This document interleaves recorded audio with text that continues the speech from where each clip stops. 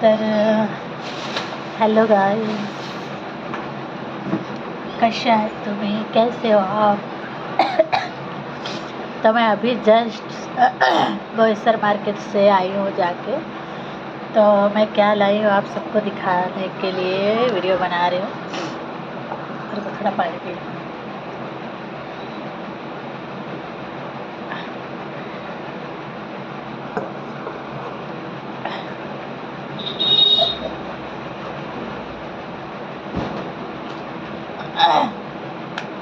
तो मैं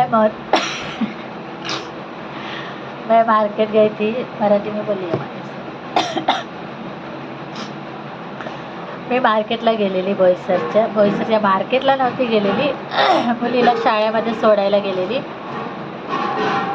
पण तिकडनं येताना मार्केटमध्ये गेली, तिच्यासाठी काहीतरी खाऊ घ्यायचं होता म्हणून मी मार्केटमध्ये गेलेली. तिकडनं तिला शाळेमध्ये सोडल्यानंतर मार्केटमध्ये गेली. तर मी आज काय घेऊन आले, बऱ्याचशा लोकांना असंही एक वस्तू अशी आहे की ती माहिती नसते.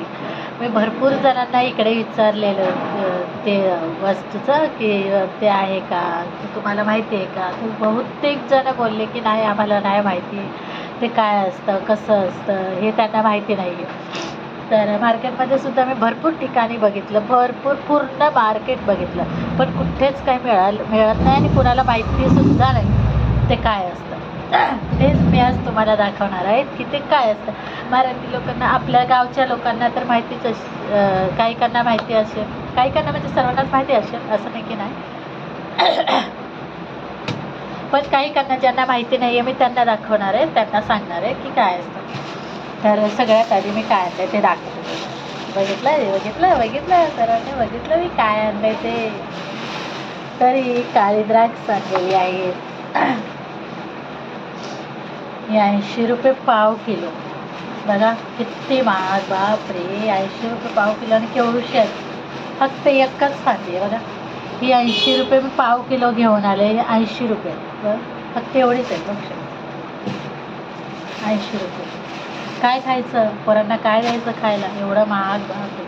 हा गजरा आणलाय माझ्या मुलीला, उद्या शाळेत घालून जायला. मोगऱ्याचा आहे. हा मोगऱ्याचा गजरा आणि त्याला सुगंध नाही, होऊच शकत नाही, एवढा छान. तर हे आणलेलं आहे गजऱ्याला मी इकडे साईडला ठेवते.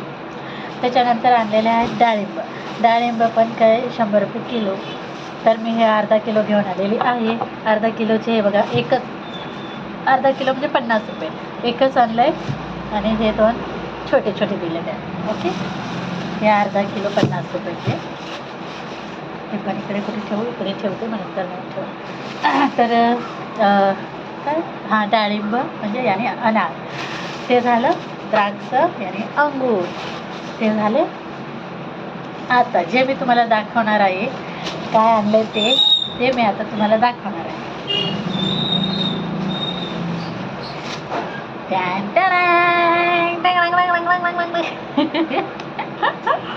तर बघू शकतात हे काय आहे. हे आहे रामफळ. तेव्हा पडलाय बघा कसं असं झालं. तर हे रामफळ आहे. हे रामफळाची किंमत सांगते, 200 रुपये किलो. तर हा मी अर्धा किलो घेऊन आले, तो म्हणजे 100 रुपयाचा अर्धा किलो, आणि तो आलाय एकच. तर बघू शकतात असं आहे. ह्याला बोलतात रामफळ.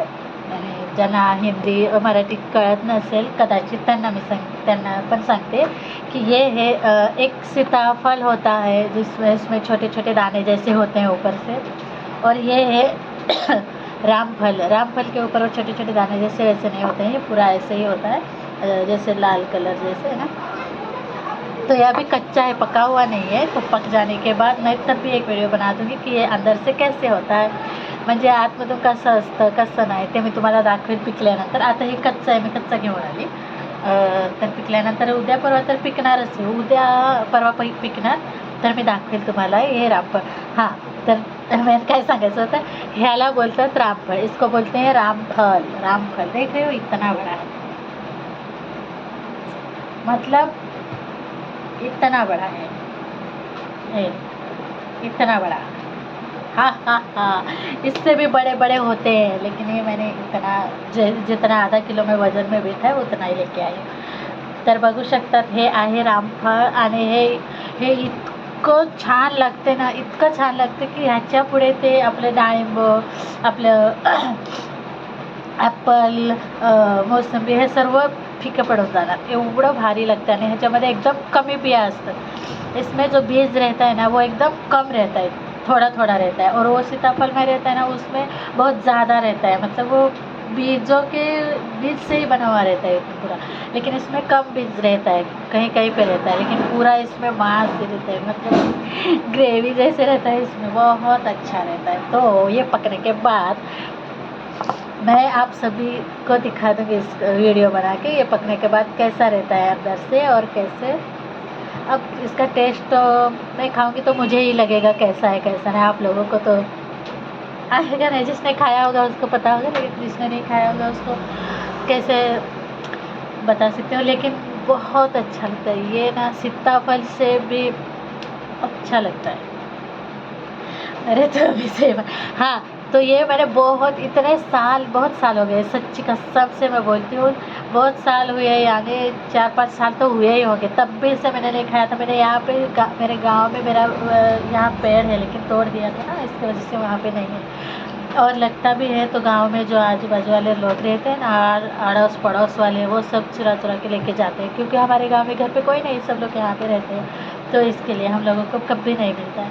तो यहाँ पे मैंने बहुत बार देखा, सब जगह पूछा, लेकिन आज मेरे को जब मार्केट में घुसी ना, तो घुसते ही मेरे को इसके ऊपर नज़र चली गई. मैं तो दौड़ के चली गई, मैं सोच रही थी कि आज तो मैं इसको लेकर जाऊँगी. सच्ची में मेरे को बहुत खुशी हुई देख के, क्या बताऊँ, जिसने खाया होगा उसको पता होगा इसका टेस्ट क्या होता है. लेकिन इतने साल के बाद मैं खुश इसलिए हुई कि इतने साल के बाद मुझे ये मिला और मैं लेके आई. तो मेरे बातों से बोर नहीं हो रही हो ना. तो यही बताने का था कि ये है रामफल, इसको बोलते हैं रामफल. और वो छोटा वाला इतना रहता है वो सीताफल, ग्रीन वाला जैसा रहता है वो सीताफल, और ये होता है रामफल. ओके, तो बस.